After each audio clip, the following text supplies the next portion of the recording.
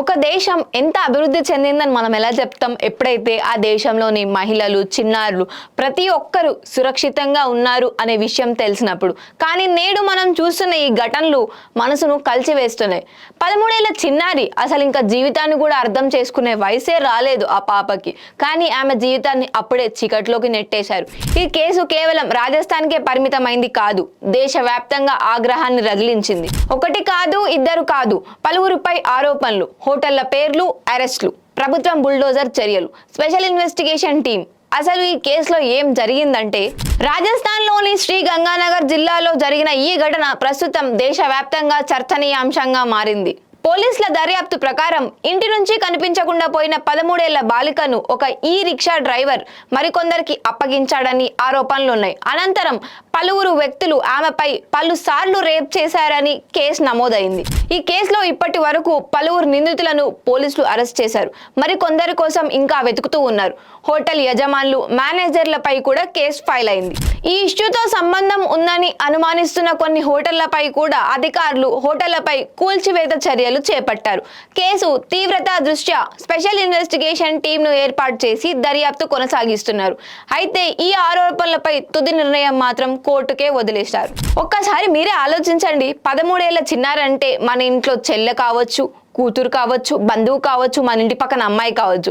ఇలాంటి వార్తలు విన్న ప్రతిసారి తల్లిదండ్రుల గుండెల్లో రైళ్లు పరిగెడతాయి. వాళ్ళ నుంచి వచ్చేది ఒకటే ప్రశ్న, మన పిల్లలు నిజంగా సురక్షితంగా ఉన్నారా? అసలు ఒక చిన్నారి బయటకు వెళ్ళి మళ్ళీ సురక్షితంగా ఇంటికి వస్తుందనే నమ్మకమే దెబ్బతింటుంటే అది కేవలం ఒక కుటుంబ బాధ కాదు, ఇది పూర్తి సమాజం ఆలోచించాల్సిన విషయం.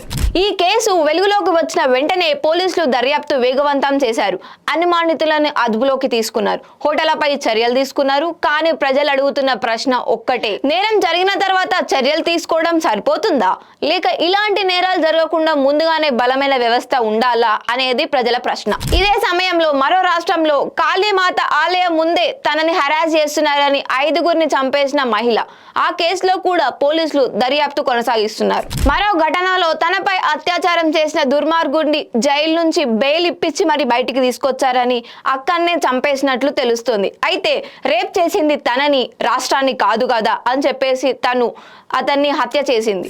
ఈ 3 ఘటనలు వేరువేరైనా సమాజం ముందు ఒకటే ప్రశ్న నిలబెడుతున్నాయి, భద్రత, న్యాయం, చట్టంపై ప్రజల విశ్వాసం. ఎన్ని చట్టాలు తీసుకొచ్చినా అసలు ఈ మనుషులు ఎందుకు మారడం లేదు? అసలు ఇట్లాంటి ఇష్యూస్, ఈ రేప్ కేసెస్ ఇంకా ఇవి ఎందుకు ఆగడం లేదు? చిన్నారులపై అసలు నేరాలు ఎందుకు తగ్గడం లేదు? నేరస్తుల్లో చట్టం పట్ల భయం పోయిందా, లేక గవర్నమెంట్ కరెక్ట్ గా శిక్షించట్లేదా? బాధితులకు వేగంగా న్యాయం అందుతోందా? అసలు న్యాయం అనేది జరుగుతోందా మన దేశంలో? ప్రతి ఘటన తర్వాత కొద్ది రోజులు ఆవేదన వ్యక్తం చేస్తాం, మళ్ళీ మర్చిపోతాం. అసలు ఇది కరెక్ట్ అయిన రూటేనా? మనం వాళ్ళకి తోడుండి, ఎవరైతే బాధితున్నారో వాళ్ళకి తోడుండి వాళ్ళకి న్యాయం జరిపించాలి. మన పిల్లలకు భయం లేని సమాజం ఇవ్వడం ఎవరి బాధ్యత? ప్రభుత్వాన్ని మాత్రమేనా, లేక సమాజాన్ని మొత్తమా? సమాజాన్ని మొత్తం కూడా. రాజస్థాన్ లోని ఈ కేసు ఇంకా దర్యాప్తులో ఉంది. నిజాలు పూర్తిగా వెలుగులోకి రావాల్సింది. కానీ ఒక విషయం మాత్రం స్పష్టంగా ఉంది, మహిళలు, చిన్నారులు భద్రత గురించి దేశం మరింత గంభీరంగా ఆలోచించాల్సిన సమయం ఇది. నేరం జరిగిన తర్వాత స్పందించడం కాదు, నేరం జరగకుండా నిరోధించడం కావాలి. బాధితులకు వేగంగా న్యాయం అందించాలి, చట్టాన్ని ఖచ్చితంగా అమలు చేయాలి. ఇవే సమాజం ఆశిస్తున్న చర్యలు. ఈ ఘటనపై మీ అభిప్రాయం ఏంటి? ఇలాంటి నేరాలను అరికట్టేందుకు ప్రభుత్వం నుంచి ఇంకా ఎలాంటి మార్పులను కోరుకుంటున్నారు? అసలు ప్రభుత్వం నుంచి ఇంకా ఎలాంటి చట్టాలు రావాలనుకుంటున్నారు? కామెంట్లో తెలియజేయండి.